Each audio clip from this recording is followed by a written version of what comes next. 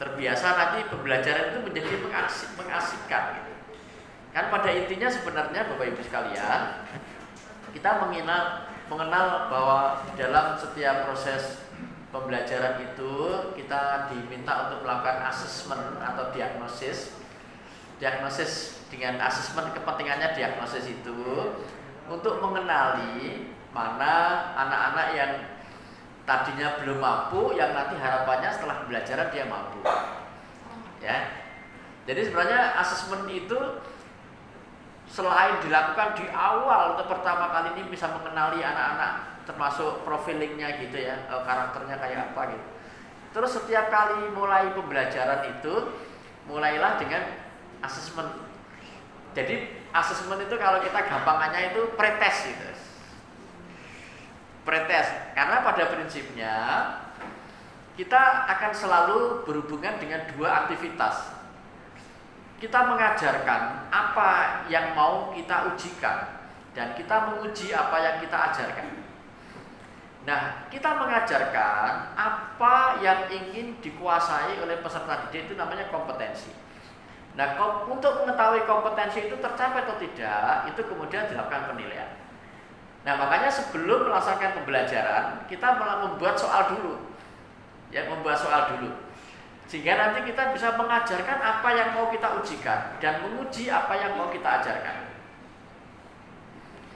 Lalu kemudian stressingnya pada aspek mana? Pada saat kita mengambil peran sebagai orang yang akan mengajar, maka kita harus bisa menemukan apa yang harus saya ajarkan untuk saya ujikan. Ini ya, apa yang saya ajarkan untuk saya ujikan. Maka buat soal dulu. Soal ini dilakukan. Nah, setelah dites, oh yang tidak bisa yang ini. Ajarkan yang tidak bisa. Jangan mengajarkan semua hal baru nanti membuat soalnya dari apa yang diajarkan. Ini yang sering nggak ketemu. Zaman dulu itu Bapak Ibu itu ngajar dulu atau pakai pengajar, setelah ngajar bukunya yang diajarkan bab 1 baru dibuatkan soal. Sekarang harusnya enggak, buat soal dulu. Di asesmen di platform Merdeka Mengajar, Bapak Ibu, itu ada asesmen misalnya untuk mata pelajaran apa, asesmen. Nah, sekarang kalau misalnya saya ingin mengajar kepada anak-anak supaya anak itu bisa mengetahui tentang proses terjadinya metamorfosis.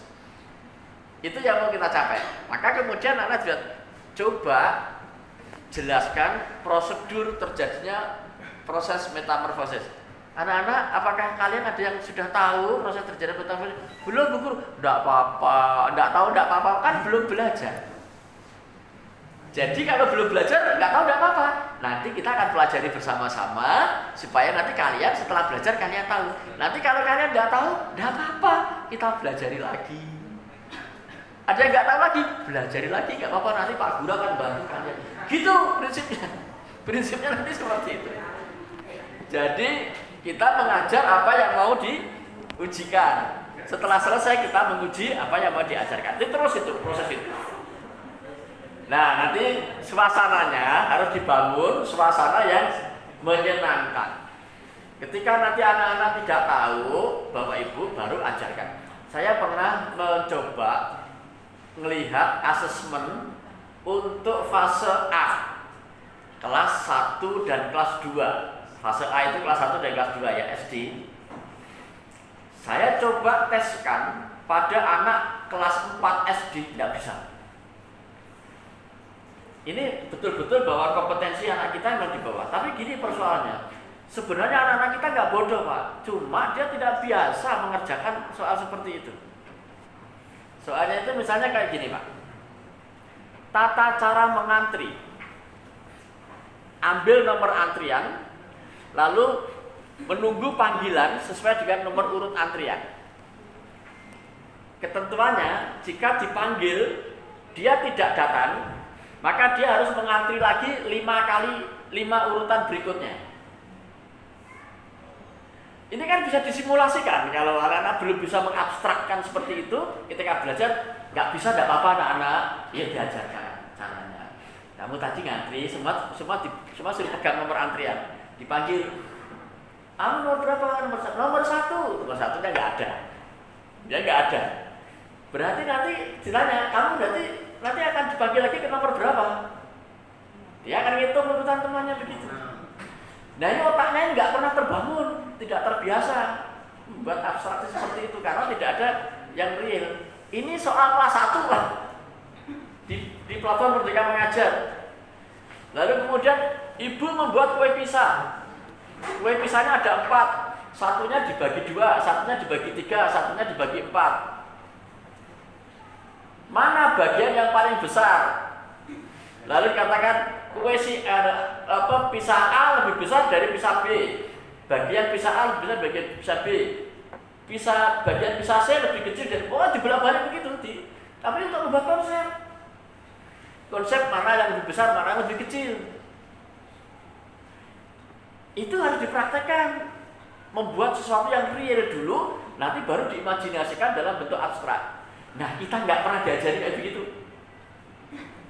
Jadi betul-betul memang kita harus merubah. Ya, merubah, tapi caranya jangan marah-marah, jangan marah-marah, Pak, nggak bisa gitu. Nggak bisa anak, belum bisa ya Bu Guru. Nggak apa-apa. Belanda masih jauh ya. Tapi anak-anak nggak tahu kalau Belanda masih jauh. Tapi zaman seusia kita, karena pernah ada perjuangan, orang tua dulu kalau mengajak kita untuk sabar itu tenang aja, nggak usah tergesa-gesa. Belanda masih jauh. Ya sekarang kalau kita katakan nggak usah, tenang aja, besok masih ada waktu. Ini belum kiamat. Karena sekolah harus membangun harapan. Kalau harapan aja sudah tidak ada, bagaimana anak bisa belajar? Ya, nggak apa-apa, nggak apa-apa anak-anak masih ada waktu ya. Sambil gurunya mikir gimana ya anak ini kok nggak bisa. Caranya harus kita rubah caranya gitu. Nggak sabaran, ngamuk gebrak. Kira-kira itu menyelesaikan masalah apa enggak? Enggak, malah bapak ibu malah jadi kena tekanan. Sudah anaknya tertekan, bapak ibu juga tertekan. Ini membuat bahagia apa enggak? Tidak, berarti tidak mencapai tujuan pendidikan kita. Bahagia, anak-anak bahagia. Begitu loh. Itu nanti begitu ya, kayak kuis katanya. Ya, kuis tadi.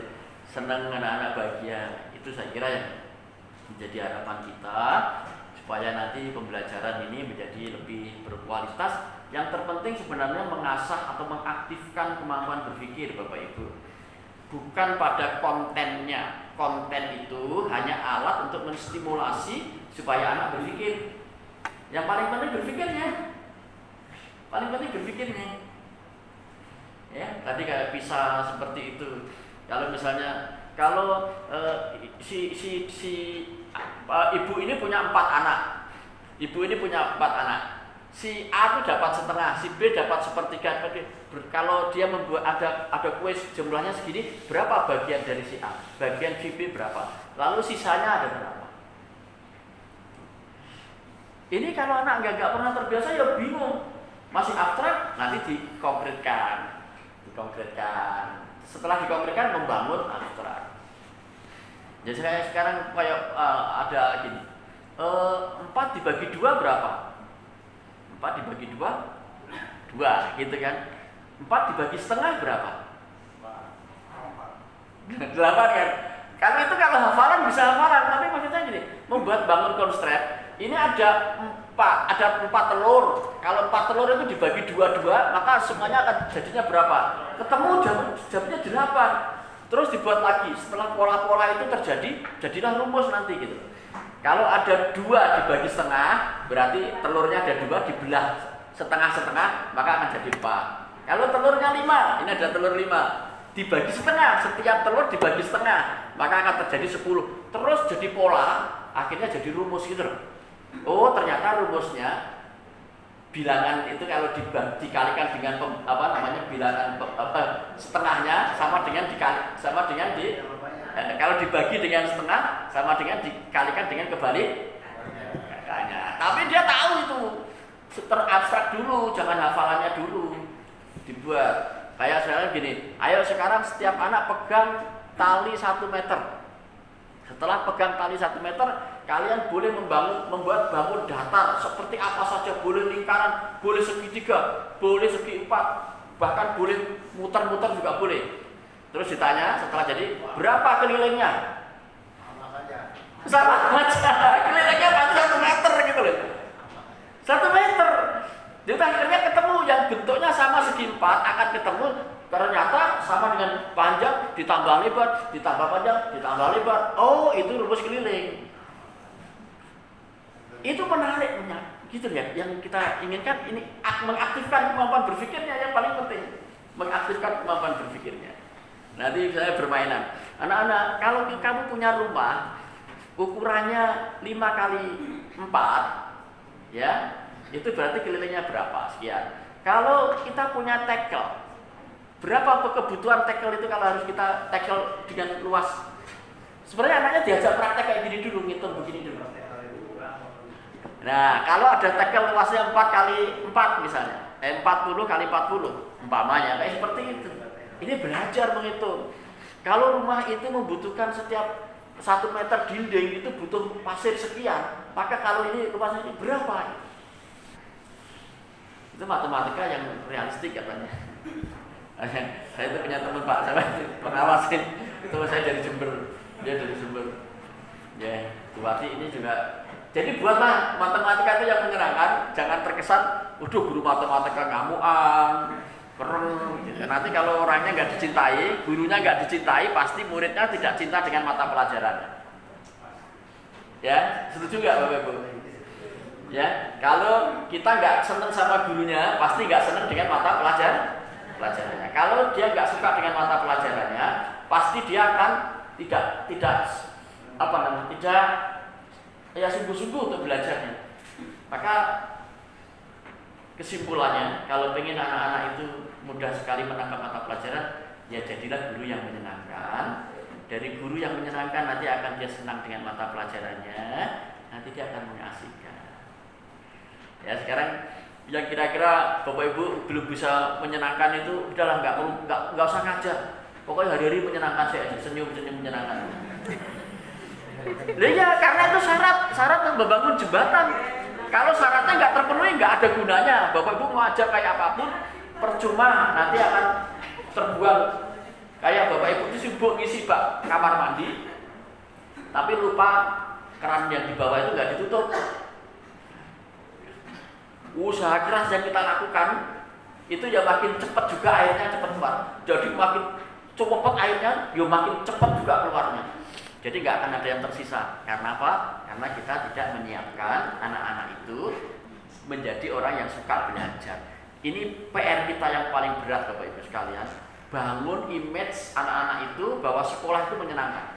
Jangan sampai ada image sekolah itu beban, sekolah itu sama dengan kesulitan, sekolah itu sama dengan penderitaan. Nanti anak-anak kita akan menjadi orang yang tidak suka belajar. Begitu lanjut sekolah, bayangannya tuh berat lagi. Kayak Bapak Ibu itu kalau disuruh sekolah, ditawarin sekolah S2, aduh Pak, nggak mampu Pak, kenapa? Tugasnya banyak. Itu bayangan-bayangan negatif. Jadi semua kalau sudah membayangkan sekolah, bayangannya mesti tugas, mesti pekerjaan, dan kemudian semuanya tidak ada yang menyenangkan. Gurunya mungkin ya galak-galak gitu. Ya mari kita rubah ya Bapak Ibu ya, terutama di awal-awal masa usia dini, baik itu di SD, baik itu di SMP, ya kita dorong supaya anak kita menjadi orang yang suka belajar. Belajar apa saja? Belajar apa saja Bapak Ibu? Karena yang terpenting katanya begini, katanya para filsafat ya.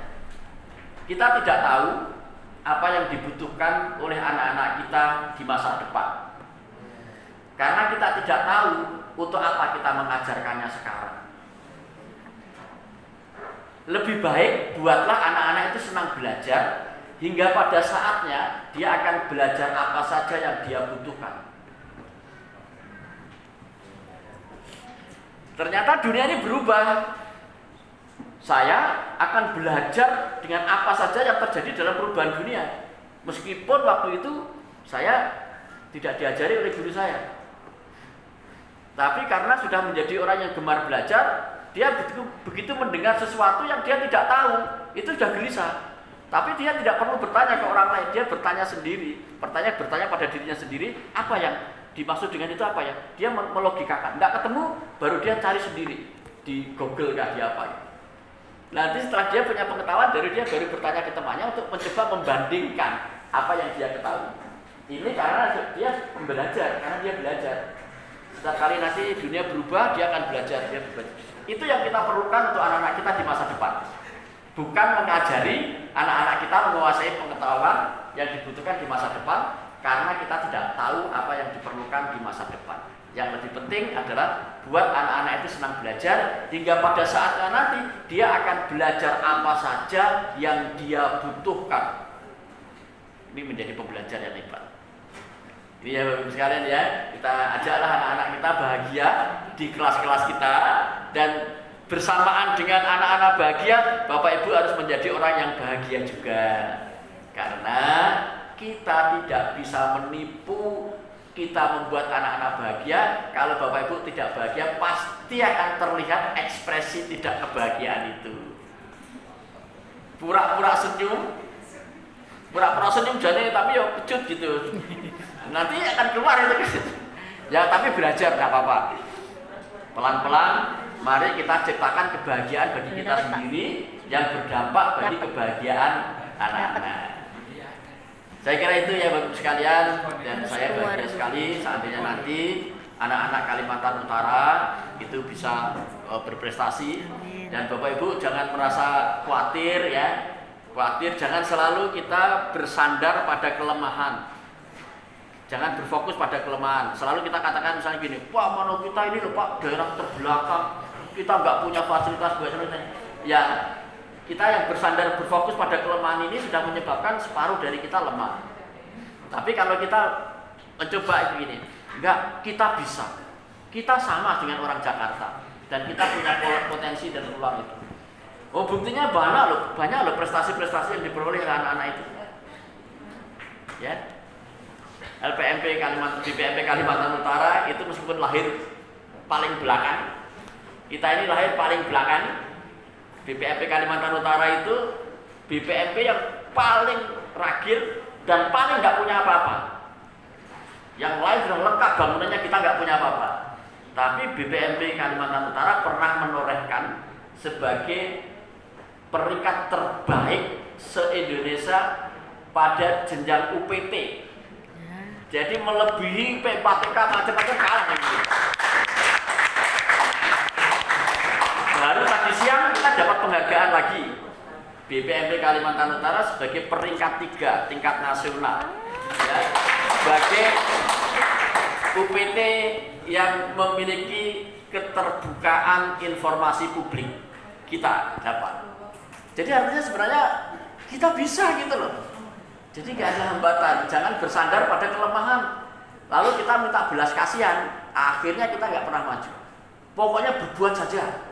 Kalau Bapak Ibu belum berhasil, orang lain juga maklum. Kita memang anak yang ragil.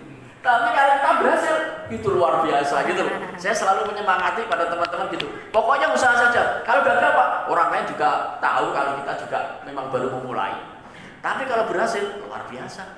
Jadi kita nggak punya beban, ya. Tapi makanya jangan minta sudah maklum dulu. Kan kita nggak punya ini, nggak punya ini, nggak punya ini. Itu belakangan saja, nggak usah diomongin. Kadang-kadang kalau ada pertemuan terus ada guru dari Kalimantan gitu, terus dia bertanya cuma menyampaikan keluh kesahnya itu, saya itu rasanya malu. Tapi nggak ada, untung di Kalimantan Utara nggak ada ya. Jangan ngomong, kok kamu itu darahnya sulit itu nggak perlu itu, nggak perlu kita nggak minta dibelas kasihan ya. Kita perlu berusaha. Pokoknya prinsipnya, mari kita manfaatkan namanya asset based thinking. Nggak ada rotan akar pun jadi. Mari kita berbuat. Mari berbuat aja Bapak Ibu. Lebih baik berbuat dalam ketidaksempurnaan daripada diam menunggu kesempurnaan. Itu yang diam menunggu kesempurnaan itu sampai kiamat gak pernah nyampe. Wong yang bergerak berbuat untuk mencapai kesempurnaan saja gak pernah sempurna. Apalagi cuma diam menunggu sempurna, karena gak pernah ada kesempurnaan, berarti gak pernah berbuat. Wong nanti dulu nunggu sempurna. Padahal sempurna nggak pernah ada. Oh, yang berbuat untuk menuju sempurna aja nggak pernah mencapai sempurna. Jadi prinsip kita gitu ya. Mari kita berbuat, ya, berbuat dalam ketidaksempurnaan lebih baik daripada diam menunggu kesempurnaan. Ini anak-anak kita dorong untuk seperti itu. Ya, saya kira itu Bapak Ibu sekalian. Dan sekali lagi saya menyampaikan terima kasih. Mudah-mudahan Bapak Ibu sekalian nanti bisa menjadi motivator bagi anak-anak kita, menjadi pemicu terjadinya perubahan-perubahan, ya. Nggak usah besar-besar, kecil-kecil saja, tapi itu berubah. Kecil-kecil kalau dikumpulkan juga menjadi besar juga katanya, ya. Jadi air laut itu katanya juga kumpulan dari tetesan-tetesan. Maka jangan mengecilkan sebuah kebaikan. Mulai dari yang kecil. Kalau kebaikan, ya kita lakukan, meskipun kecil, ya. Meskipun kecil. Baik, saya kira itu Bapak Ibu sekalian, dan sekali lagi saya sampaikan terima kasih yang setulus-tulusnya, dan mohon maaf jika ada kekurangan dan ketidaknyamanan selama kegiatan kita. Dan mari kita tutup kegiatan kita dengan bacaan hamdalah. Alhamdulillahirobbilalamin. Terima kasih, saya akhiri. Assalamualaikum warahmatullahi wabarakatuh. Selamat malam dan salam sejahtera untuk kita semua. Om Swastiastu, Namo Buddhaya, salam kebajikan.